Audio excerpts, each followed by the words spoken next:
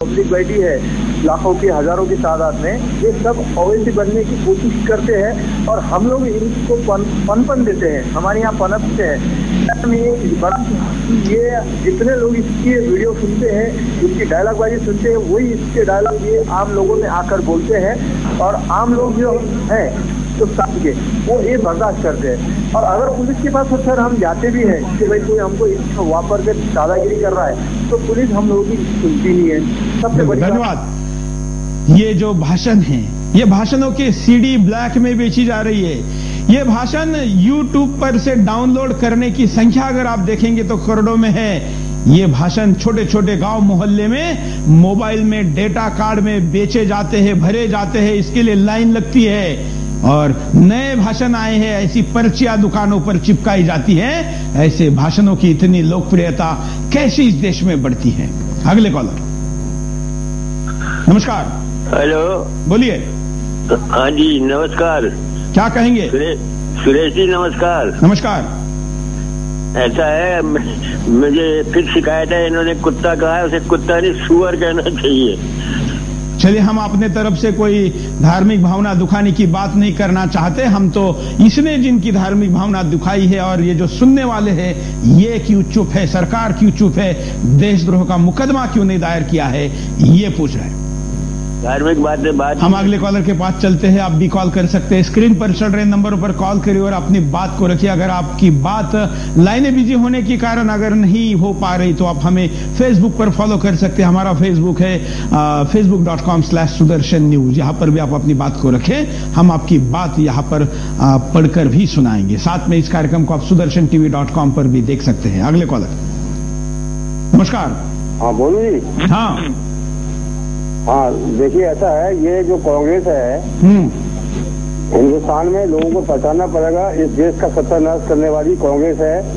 ये कांग्रेस ने पहले देश को बांटा है और अभी ये वही प्रयास कर रही है। अगर इसको हमने चलने दिया तो ये देश का सत्यानाश कर देंगे, देश को फिर पाकिस्तान बना देंगे। मैं ये कहता हूँ कि जो भी लोग, ये सिर्फ ओवैसी नहीं, जितने लोग वहाँ मौजूद थे, झंडा फहरा रहे थे, उन सबको देशद्रोह के अंतर्गत जेल में डालना चाहिए, उन पर सख्त मुकदमा चलाया जाना चाहिए। लेकिन कांग्रेस बिल्कुल नहीं करेगी, तो कांग्रेस ने शुरू से ही डिवाइड रूल किया है। ये अंग्रेजों की प्रतिनिधि है, अंग्रेज लोग इसको छोड़कर इसलिए गए थे हिंदुस्तान में तो तुम देश को विभाजित करो, और विभाजित करने के बाद डिवाइडेड रूल करके इस देश को लूटो। इन्होंने खुद लूटा अभी तक 150 वर्ष में जो अंग्रेजों ने लूटा वो इन्होंने लूटा है और उनको माला माल किया है और यहाँ के लोगों को इन्होंने गरीब बनाया है। ये मेरा कहना है। आपको बहुत बहुत धन्यवाद। धन्यवाद। हम यहाँ पर रुकते एक छोटे से ब्रेक के लिए, ब्रेक के बाद दोबारा आएंगे। बिंदास बोल जा रहे हैं। अरे वो हिंदुस्तान, ये जिसको कहता है कोई व्यक्ति ने, वो एक देश है, कितना 125 करोड़ का देश, हालांकि ये उसको 100 करोड़ का ही मानता है। आप किस में है, उसी इसके 25 में या 100 में? हिंदुस्तान के साथ या ओवैसी के साथ आपको तय करना है। ये तय कर कर ही आप इस देश को बचा सकते हैं, अन्यथा ऐसे कई ओवैसी देश के कई कोने में खुलेआम घूम रहे हैं। हालांकि अब सुदर्शन टीवी ने तय किया है कि ऐसे जितने लोग जहां पर हैं, वो छोटे छोटे पार्षद है या एमएलए है या और कुछ पदों पर है नहीं है, लेकिन इस देश के खिलाफ अगर कहीं बोलते हैं तो आप हमें जरूर संपर्क करें। हम ऐसे सबको बेनकाब करेंगे और ये देश के खिलाफ युद्ध छेड़ने वालों को सरकार के सामने लाने और उनको उनके ऊपर कार्रवाई करने के लिए मजबूर करेंगे। देश चुप बैठता है, यहाँ का चैनल कुछ दिखाता नहीं तो सरकार भी बिल्ली की तरह आंखें बंद कर कर ये दिखाने का प्रयास करती है कि कुछ हो नहीं रहा है। लेकिन जो हो रहा है वो देशद्रोहियों की काली करतूतें अब सामने आएगी। हम ऐसी किसी करतूत को छिपाने के लिए अगर उसे कोई मदद करता है तो उसको भी देशद्रोह है, क्योंकि देश के खिलाफ कोई अगर कुछ काम कर रहा है तो उसको उजागर करना हर देशवासी का काम है, नहीं तो वो देशद्रोही है। अगले कॉलर। जी हाँ सर। नमस्कार। नमस्कार सर। बोलिए। मैं यूपी के दादनगर से बात कर रहा हूँ, गणेश विश्वकर्मा। हाँ, ये आपको आपके चैनल पे जो चल रहा प्रोग्राम, मैं इसको देख रहा हूँ कार्य से। नमस्कार। बोलिए, क्या कहेंगे आप?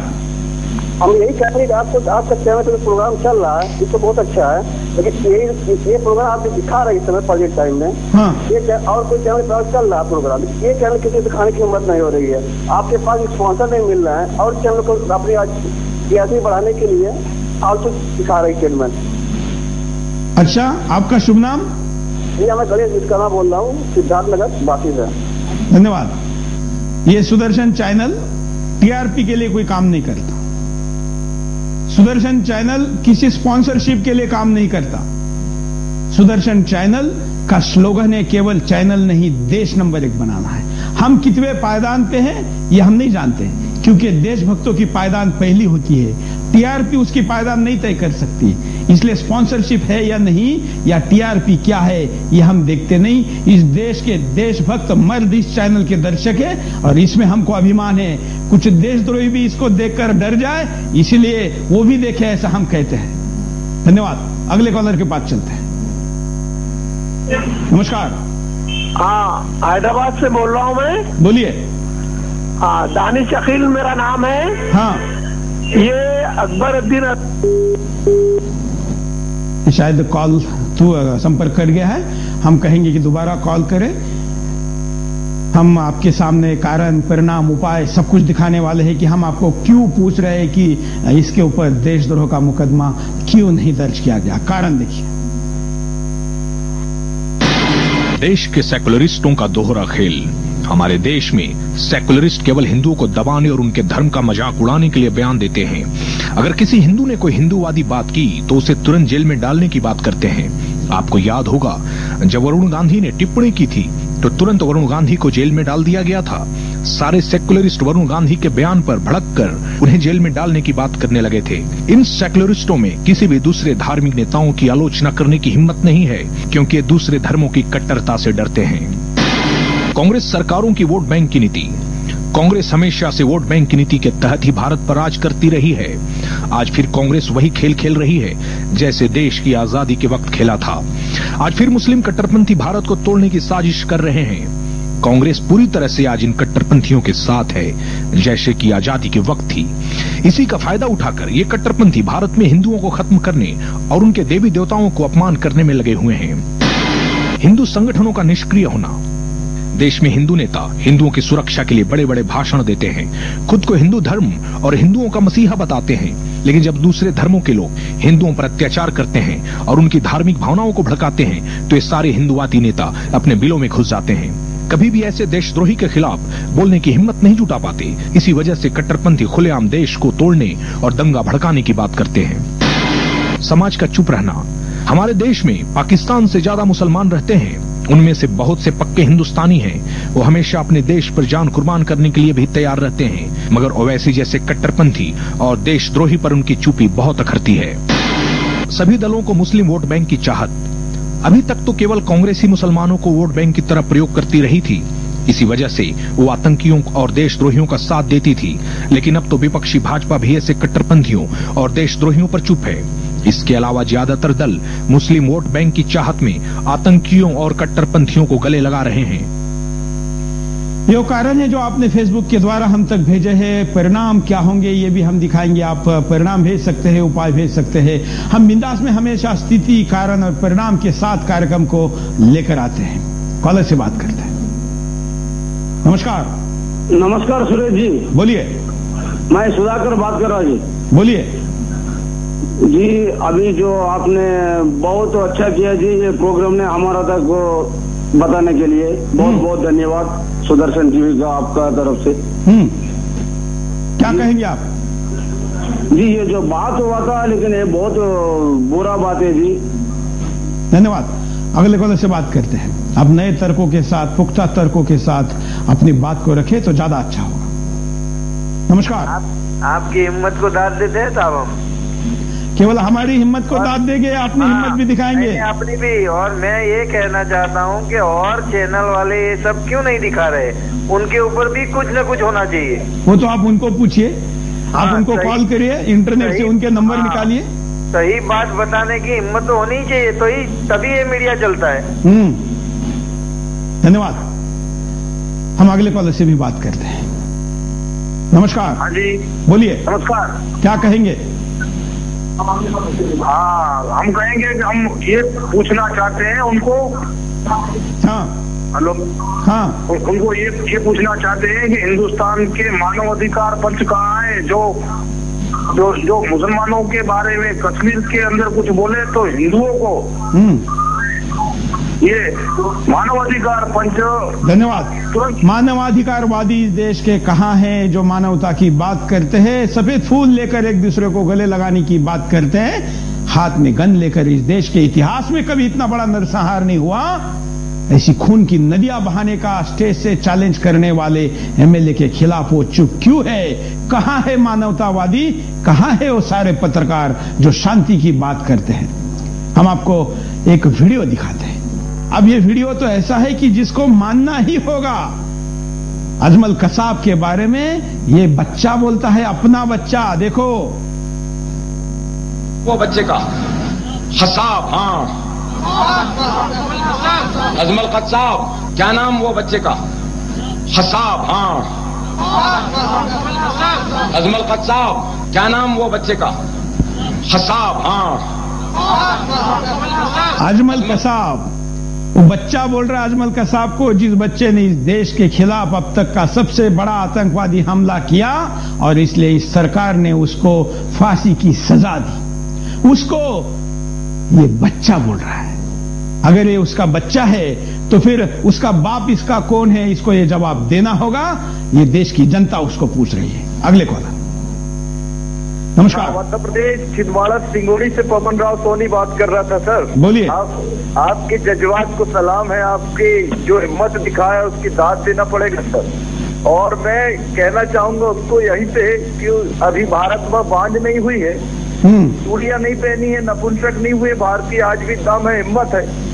जो ऐसे नमक हरामों को जिन्होंने इतना कुछ कह दिया, हम कभी कदापि इसको क्षमा करने योग्य नहीं है। इसका अपराध क्षम्य नहीं है। तो आपके शब्द से आपने शब्द लाया है, ये भारतवासियों के हृदय में अमिट छाप छोड़ेगा और कुछ न कुछ ज्वाला चिंगारी निकलेगी जो ऐसे कट्टरपंथियों का निश्चित रूप से सर्वनाश करे। आपको कोटि कोटि नमन है, आपके चैनल को धन्यवाद है। हम उसके निरंतर प्रशंसक और समर्थक रहेंगे सदा से। धन्यवाद। देश में कब चिंगारी फैलेगी, देश में देशभक्ति की लहर कब दौड़ेगी, इसलिए तो ये प्रयास है। लेकिन शत्रु बॉम्ब फोड़ रहे हैं तो हम चिंगारी लगा के काम नहीं चलेगा। शत्रु तो तैयारी के साथ है। मैं हमेशा एक वाक्य कहता हूं अपने संबोधन में, अपने लिखान में, कि इस देश के दुश्मन, मानवता के दुश्मन योजना बना रहे हैं, संगठित होकर उसको क्रियान्वयन कर रहे हैं और जरूरत पड़ने पर जान भी देने को तैयार है। लेकिन देश को बचाने वाले ना संगठित है, ना एक आते हैं, ना उनके पास योजना है, और जान देना तो दूर की बात है। यहां पर कितने राष्ट्रवादी आंदोलन चालू हुए, लेकिन छोटे छोटे ईगो के कारण टूट गए। अन्ना बाबा एक नहीं आ सकते, सुब्रमण्यम स्वामी बीजेपी में एक्सेप्टेबल नहीं है। आपस में कितने गुटों में बटे रहेंगे तो अकरुद्दीन इससे और भी कड़वी भाषा बोलेगा, नहीं तो और क्या करेगा। अगले कॉलर। नमस्कार सुरेश जी, ये आपने प्रोग्राम बहुत अच्छा लगा हमें। और प्रोग्राम देखने के शौकीन नहीं, हम हिंदुस्तानी है, पहले अपने देश के लिए सोचेंगे, अपने भाइयों के लिए सोचेंगे। और आपसे ऐसे लोगों से इनको सजा मिलनी चाहिए, इनको जेल में, कारागार में जिंदगी भर के लिए डालना चाहिए। आपका शुभ नाम? गिरीश लोहिया। गिरीश जी, ये कार्यक्रम मैंने देशवासियों को अच्छा लगने के लिए नहीं चलाया है, जगाने के लिए चलाया है। इसके विद्रोह देख रहे हुए गंदे लोगों को देखना नहीं चाहते, ऐसे लोगों को जो हमारे देश के लिए ऐसी गंदी बातें करते हैं। धन्यवाद। अगले कॉलर। नमस्कार। हाँ जी सर, मेरा नाम दीपक गोटी है। बोलिए दीपक जी। मैं बेंगलोर से बोल रहा हूँ।